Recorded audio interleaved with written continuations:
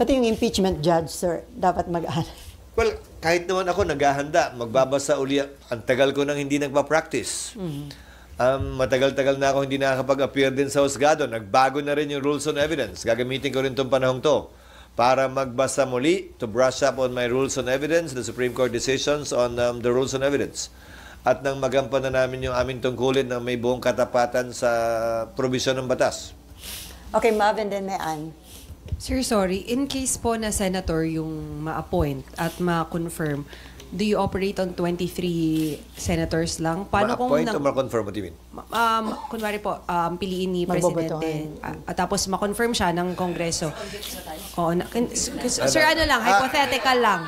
Layo mo na, ha? Yes, sir. Layo mo Hindi, na, darling, kanina, ha? sir, kasi napag-usapan na po yung kapalit. Layo mo na nga, darling, ha? Oo. Sir, kapag po kasi kunwari, Senador nagkaroon na ng appoint. hatol na parang by July, ganyan. So, sir, isang buong Congress na 23 lang kayo, ganun. The decision to call for a special election is to be decided upon by Congress. Ang pagtatawag ng special election sa anumang bakanting pwesto, congressman o mayor, vice mayor o senador ay desisyon ng Kongreso. Bakit?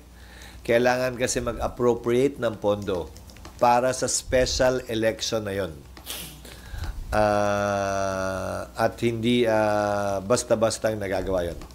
Sa kaugnay naman ng COMELEC, meron silang pondo. There are times, may mga taon na may pondo sila for